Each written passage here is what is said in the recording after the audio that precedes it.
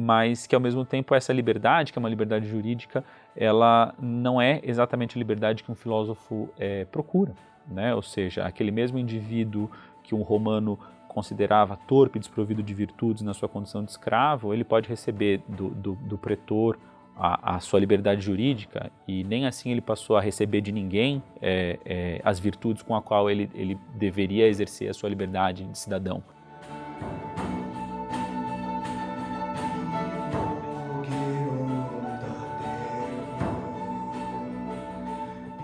Olá, meu nome é Fábio Cairoli, eu sou professor de Língua e Literatura Latina da Universidade Federal Fluminense e hoje eu vou apresentar para vocês um dos poetas mais fascinantes da literatura latina, ainda que um bastante desconhecido no Brasil, que é o poeta satírico Pércio. Pércio viveu no século I depois de Cristo, tendo nascido no ano 34 e falecido no ano 62.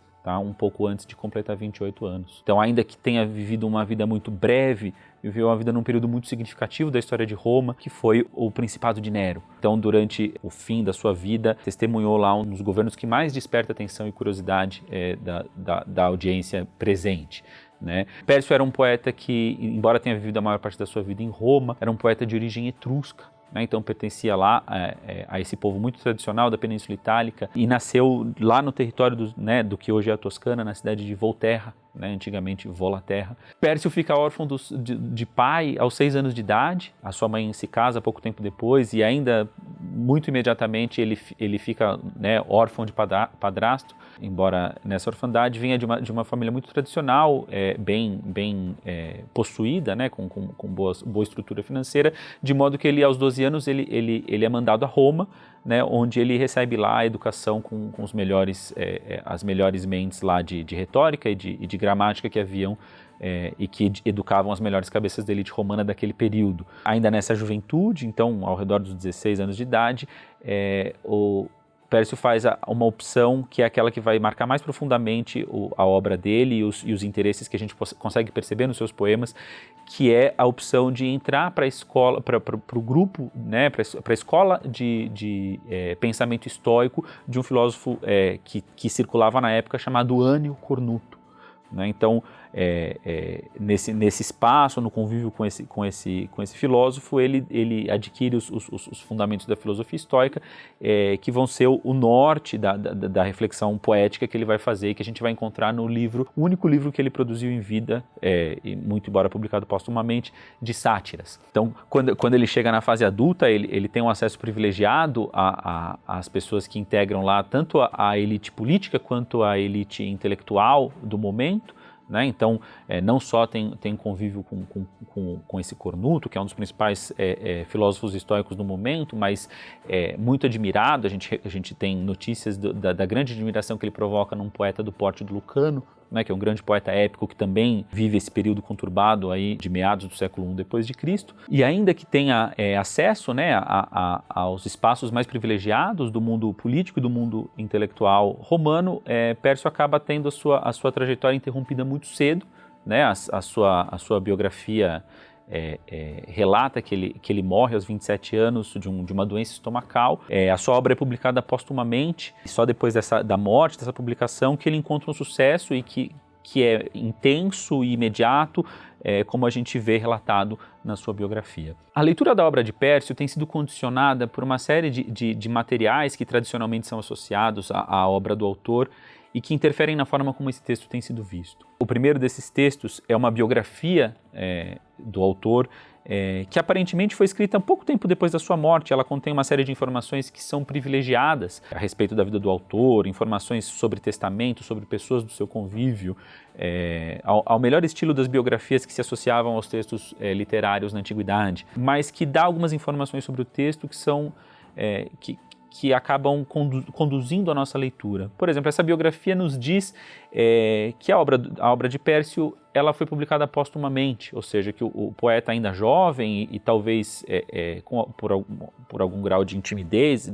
ele não havia levado seus poemas a livro em vida, e que em testamento ele legava toda a sua coleção de textos, inclusive os textos de própria autoria, ao Cornuto, que tinha sido seu mestre. Quando o Cornuto teve acesso à biblioteca do poeta e conheceu os textos, ele fez uma série de recomendações à mãe do autor, que era uma pessoa da família que havia sobrevivido ao poeta, de forma a que queimasse uma série de outros textos originais do autor e que só mantivesse e só considerasse digno de publicação a obra que a gente tem hoje, as sátiras.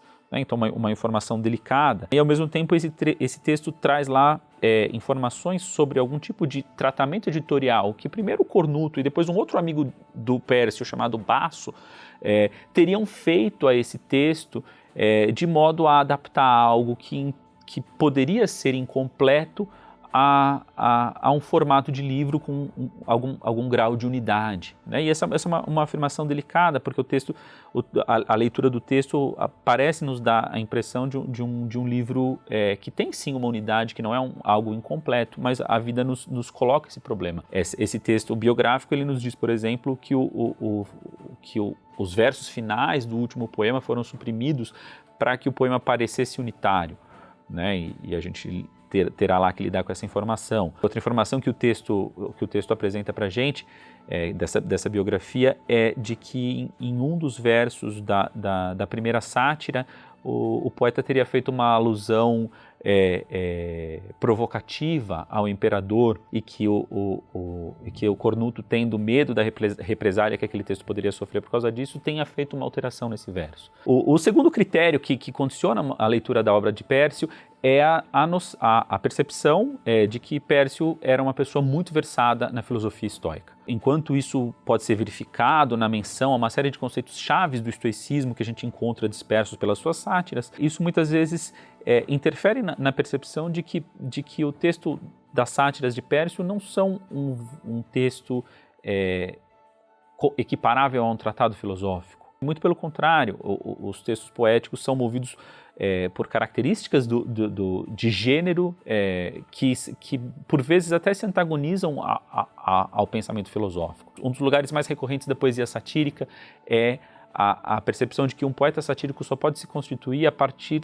da indignação que ele sente diante de um mundo, um mundo em que há equívocos, em que há vícios. E essa indignação como o combustível com o qual a sátira se escreve. Então, ainda que o poeta tenha tido muita perícia, né, em associar o seu combate aos vícios no mundo ao conhecimento da doutrina estoica, é interessante notar como aquilo que é prescrito ao filósofo não é necessariamente aquilo que o poeta deseja seguir. Então, para que a sátira seja eficiente como projeto literário, ela precisa ter indignação. E Pércio não se exime da indignação que o gênero precisa. Um terceiro elemento que a gente considera oportuno é que toda a tradição de entendimento da poesia satírica desde a antiguidade, ele foi condicionado, e provavelmente esse condicionamento foi criado pelos textos teóricos do Quintiliano, a uma ideia de contraposição entre dois modelos satíricos que havia na antiguidade, que são o modelo do Lucílio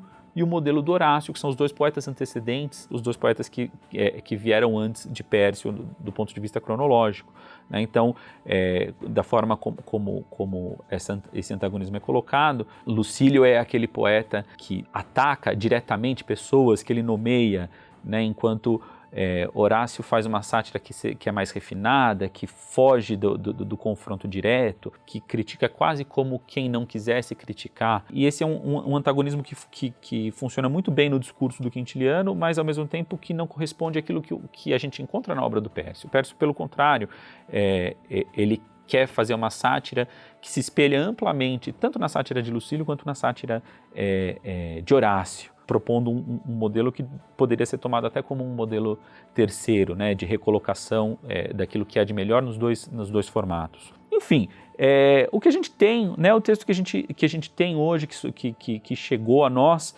ele é um texto que é composto de um poema introdutório e de 6 sátiras, né? E muito embora a gente tenha essa informação de que elas tenham sido publicadas apenas póstumamente,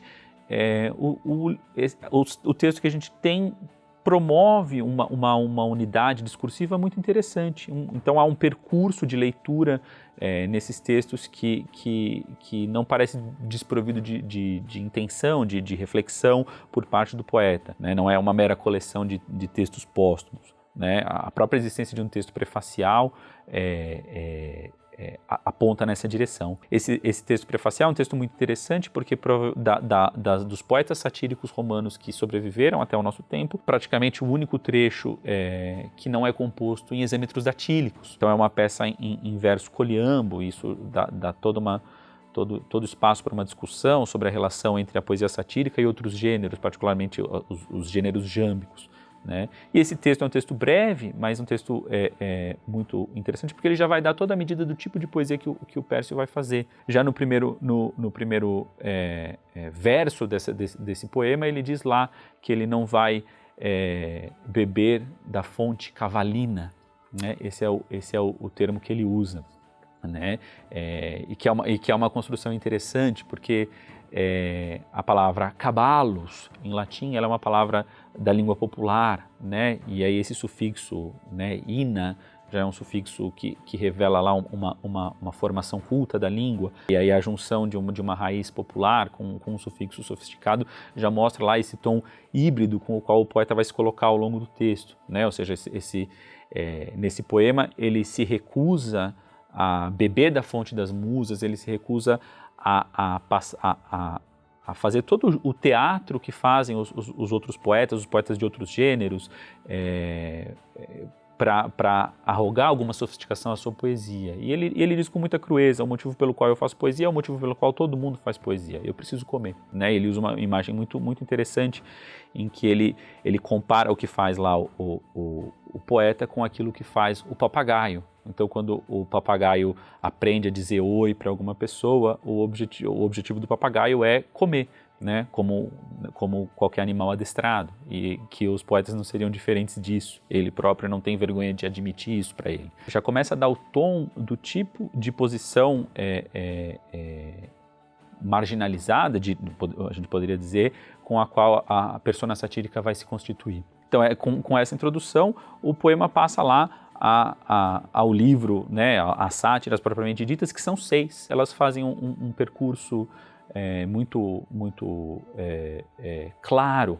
Né? A primeira sátira é aquela sátira programática, ao mesmo estilo do que faz o Horácio, ao mesmo estilo do que faz o Juvenal, que é demonstrar o quanto a poesia satírica é necessária num mundo onde há tantos vícios. Né? Então, o caminho do poeta satírico é observar um mundo em volta dele errado, e se esse mundo está errado, não há outro percurso senão o percurso da sátira. E todo esse primeiro poema é uma apresentação de como a primeira coisa que está errada no mundo é a própria poesia. Ou seja, como fazer poesia num mundo em que os próprios poetas estão equivocados. Né? O que ele vai arrolando ao longo desse poema é uma série de vícios que ele percebe naqueles que frequentam o mundo das musas nesse momento. As vaidades, as empolações do discurso, os temas bizarros, as posturas inadequadas dos poetas, o ambiente nocivo da declamação. Interessante notar essa peculiaridade sobre o mundo romano, né? Muito da circulação de poesia que é feita oralmente, ela é feita no contexto dos banquetes, né? Então as pessoas reunidas de noite, né, para comer, para beber, para compartilhar o seu ócio, né, na casa de alguém, normalmente na casa de uma pessoa mais poderosa, elas tinham como formas de entretenimento possível a leitura de poemas, de convidados, de pessoas famosas, né, esse tipo de apresentação. Né, e essa apresentação sendo algo que o poeta considera um ambiente da falsidade, né, e do assassinato da poesia propriamente dita. Veja como ele descreve um banquete e as relações que se estabelecem nesse banquete. Mas nego que o limite e o fim do que é correto seja teu belo e bravo. Sacode teu belo, dentro quem não está. Não a Ilíada de Ácio, de Eléboro encharcada, elegias ditadas por indigesto prócer. E, enfim, o que em leitos de cedro escrevem? Sabe servir tetas quentes, dar rotas capas ao amigo enregelado, dizendo: amo a verdade, diz de mim verdades. E dá? Queres ouvir? Gracejas, calvo, quando a grossa pança avança, caindo 1,5 metros. Então veja-se que interessante o tipo de ambiente que Pércio descreve, né, em que um patrono poderoso usa da sua influência sobre aqueles que são seus dependentes financeiros, morais, né, que são constrangidos a ouvir os seus poemas em troca da comida e da roupa na qual veste, né, e depois ele fala assim, me digam a verdade, meu poema tá bom. Né? Esse é o tipo de ambiente no qual mesmo a poesia já está perdida. Veja, notada essa inadequação do mundo, o poeta começa o seu empreendimento de reforma. Né? Então a sátira segunda começa com a discussão daquilo que é o primeiro lugar onde os homens falham, que é na forma como eles se relacionam com os deuses. Então esse é um poema muito importante, partindo lá da discussão de como os homens se colocam no altar diante dos deuses e diante das próprias outras pessoas com as quais elas dividem o seu momento religioso. Ele vai debater lá como o desejo do homem é fraudulento. Né? Então uma das imagens muito repetidas desse texto fala lá sobre como a pessoa diante do altar, diante da imagem do Deus, fala lá em voz alta, quero saúde, quero sabedoria, né? E dentro da cabeça dela ela está pensando assim, poxa, gostaria que o outro herdeiro daquele velho de quem eu sou herdeiro morra. Né? Queria que minha enxada batesse num pote de ouro, e vai discutir justamente a forma como o desejo vicioso do homem corrompe a forma como o homem se relaciona com aqueles deuses. Quando a gente passa a sátira número 3, a gente passa a forma como os indivíduos se relacionam com outra questão, com a questão do conhecimento. Né? Então, a forma como o indivíduo se relaciona com a governança de si mesmo, vamos colocar nesses termos. Passa-se a discutir como os homens se recusam a saber sobre si, a saber sobre os outros, a entender o funcionamento do mundo. Esse é um tema muito caro, é um tema que se relaciona com a própria necessidade que o poeta considera premente de que as pessoas, sim, se interessem pela filosofia, sim, se interessem pela realidade, se interessem por entender como as coisas são, né? E com isso sejam capazes de viver de uma forma melhor, principalmente melhor para si mesmas. Né? Isso é algo que é muito, muito caro lá ao estoicismo. Quando a gente passa a sátira número 4, a gente já passa né? Então passamos pela relação do homem com os deuses, pela relação do homem com o conhecimento. A sátira 4 fala da relação do homem com a coisa pública. O que se invectiva nesse espaço é o quanto esse homem que é incapaz de se relacionar com os deuses, incapaz de se relacionar consigo mesmo, com a própria relação, como a gente vai esperar que esse indivíduo seja capaz de se tornar um gestor saudável, salubre da coisa pública. Isso é o que está tratado nessa quarta sátira. Então você vê que você cobre um espectro bem sistemático de problemas que são tratados nesses poemas. Abordadas essas questões, cobertos essa gama de temas, a sátira número 5, que é também a mais longa, ela chega a quase a 200 versos e também é a mais conhecida, ela retoma de forma quase que memorialística o repertório formativo de Pércio. Então é nessa sátira, pelo menos na primeira parte dessa sátira, que ele conta para a gente como foi o seu acesso à filosofia estoica, a relação que ele estabelece com o seu mestre Cornuto. E essa discussão, essa apresentação, ela na verdade ela é uma porta de entrada para a grande discussão filosófica que vai permear a segunda parte desse texto, ou seja, por que devem as pessoas frequentar as escolas filosóficas? Né? Se não para adquirir essa liberdade. Né?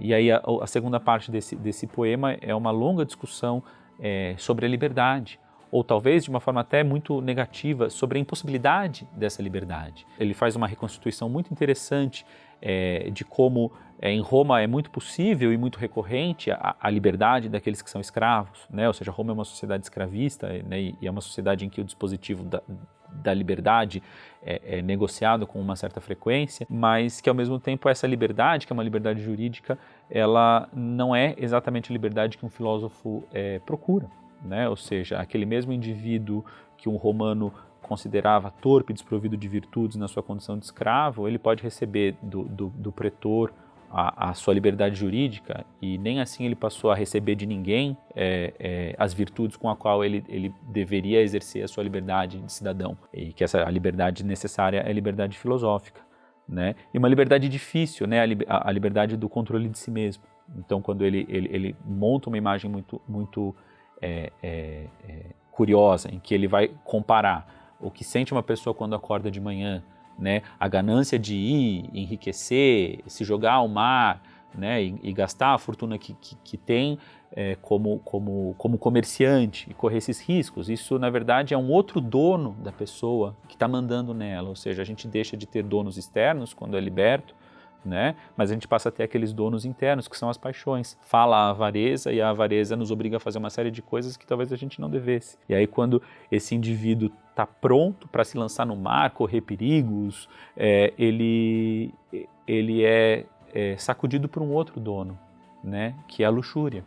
Então a luxúria vira para ele e fala assim, por que você vai, com todo esse dinheiro que você tem agora, que herdou lá e agora é um homem livre, por que você vai se dar esses trabalhos? Vamos viver a vida é boa, a vida é maravilhosa. E esse indivíduo que achava que a liberdade que lhe faltava era a liberdade de se livrar de um dono, ele continua tendo outros donos que condicionam a sua autonomia dentro dele. Então é um fim, de alguma forma, não positivo, e não acho que a sátira deva ter necessariamente um fim positivo, mas é um fim que fala sobre a impossibilidade ou sobre a real dificuldade da liberdade, que é uma liberdade das paixões, e esse é o grande objeto do estoicismo. E por fim, uma vez que esse projeto se encerra, né, ou quase se impossibilita, o que a gente vê na última sátira, a sátira número 6, a sátira final desse livro, é que o poeta se retira da comunidade. Então a sátira 6 ela se passa num outro lugar, ou seja, o ambiente já não é mais Roma, o ambiente é um retiro, é uma praia no inverno, onde o poeta se exclui da sociedade. Então já não estamos pensando numa pessoa que se afasta da cidade para o verão, para a diversão, para os lugares amenos. Ele vai para um lugar hórrido, né, para um lugar feio, então uma praia fria durante o inverno, e ele fala, olha, a vantagem de estar num lugar desses é que aqui eu estou a salvo dos vícios da cidade. De alguma forma, uma saída discursiva para que se encerre o projeto satírico. Né? E ainda assim, quando ele pretende encerrar o projeto satírico, ele percebe que ele ainda vai ter que enfrentar um último adversário vicioso, que é aquele com o qual ele encerra a sátira 6, que é o herdeiro. Ainda quando eu decido me afastar dos vícios da sociedade, ainda assim os pósteros virão cobrar de mim, no caso aqui a cobrança da herança, mas os pósteros virão cobrar de mim o comportamento que eu tive ou deixei de ter. É uma poesia muito interessante, né? É um percurso satírico muito intenso, né? O Pércio é um poeta que se caracteriza por imagens muito vívidas, né? Como a gente viu a imagem do patrono poeta, né? Que cobra os seus subalternos, opiniões poéticas, quando entre um prato e outro. Me parece que foi uma poesia que os testemunhos de recepção dela na antiguidade são sempre muito favoráveis. As fontes imediatas falam que nas décadas seguintes foi um poeta muito lido, né? Foi um poeta muito aceito pela literatura, pelos autores latinos e depois pelos autores medievais, né? E aí cumpre um caminho interessante pelas línguas vernáculas, né? Mas eu acho que essa discussão sobre a recepção acaba transcendendo um pouco o espaço do que a gente pode tratar num encontro inicial sobre Pércio, né? E fica uma proposta para uma leitura futura, né? E agradeço a atenção de vocês e encerro aqui a minha interlocução.